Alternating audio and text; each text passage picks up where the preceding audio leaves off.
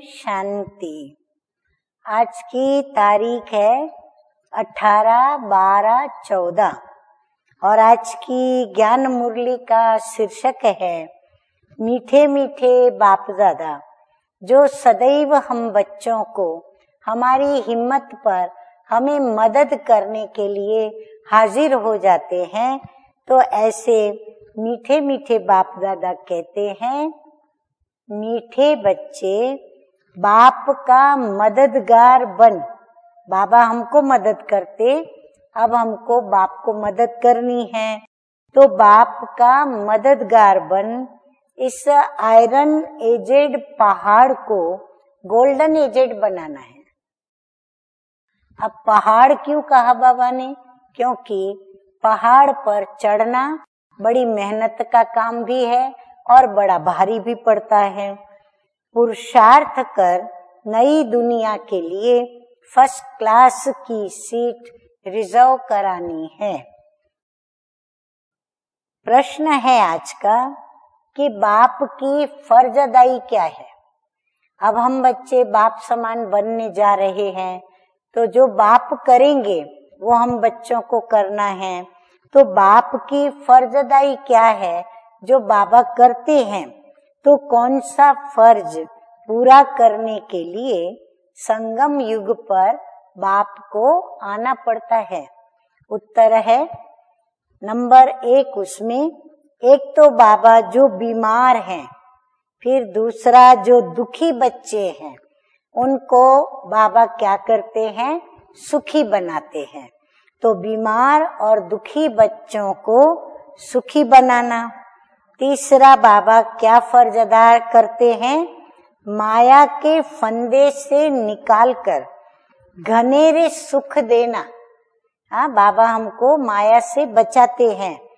ये बाप की फर्ज अदाई है जो संगम युग पर ही बाप पूरी करते हैं। बाबा कहते हैं मैं आया हूँ। क्यों आए हैं बाबा? बाबा कहते हैं मैं आया हूँ तुम सब का मर्ज मिटाने, रोग मिटाने, सब पर कृपा करने। अब पुरुषार्थ कर 21 जन्मों के लिए अपनी ऊंची तकदीर बना लो। हाँ, तो अभी हम बच्चों को ऐसी ऊंची तदबीर करनी है। गीत बजा है, भोलेनाथ से निराला, गौरी नाथ से निराला, कोई और नहीं। तो ये गीत बजा है।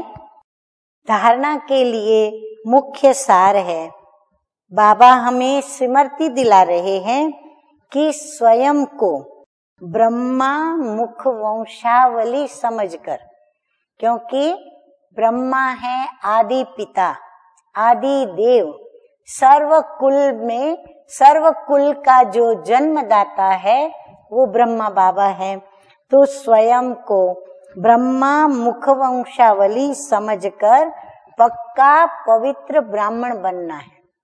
तो हम इतने ऊंचे ते ऊंचे जो इस सृष्टि के रचयिता हैं, जिनसे कुल की शुरुआत होती है, ऐसे ऊंचे ते ऊंचे बाप के बच्चे हैं।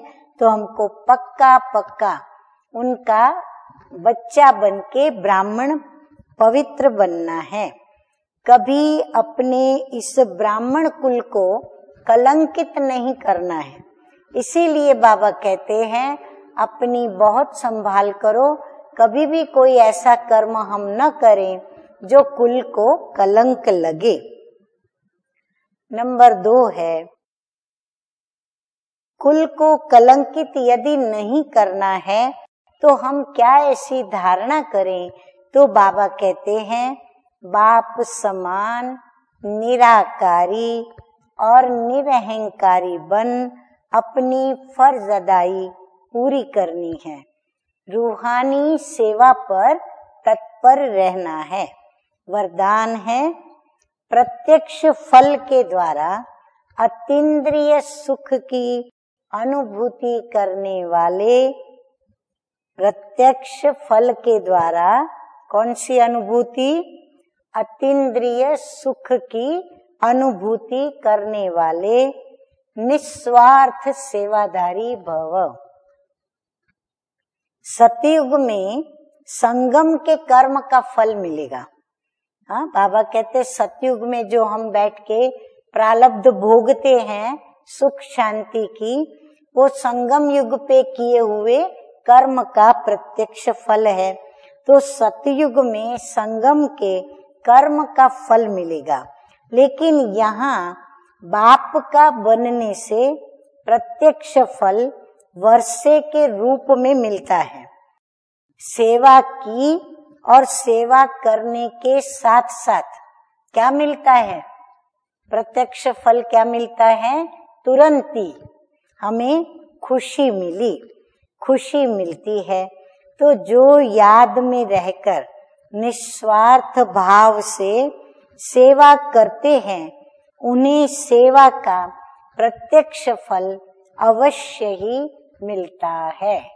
अब बाबा यहाँ निश्चय बुद्धि बनाते हैं कि श्रेष्ठ कर्म का फल अवश्य श्रेष्ठ प्राप्त होता है।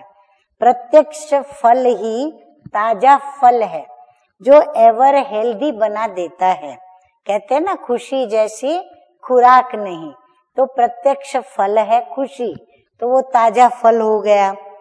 योग युक्त यथार्थ सेवा का फल है खुशी, अतीन्द्रिय सुख और डबल लाइट की अनुभूति।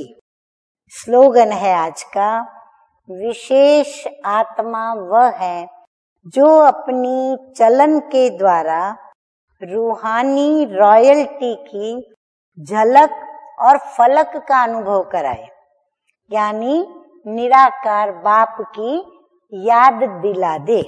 अच्छा, मीठे मीठे सिकिल दे बच्चों प्रति माता पिता बाप दादा का याद प्यार और गुड मॉर्निंग। रूहानी बाप की रूहानी बच्चों को नमस्ते। हम रूहानी बच्चों का रूहानी बाप दादा को याद प्यार, गुड मॉर्निंग और नमस्ते नमस्ते।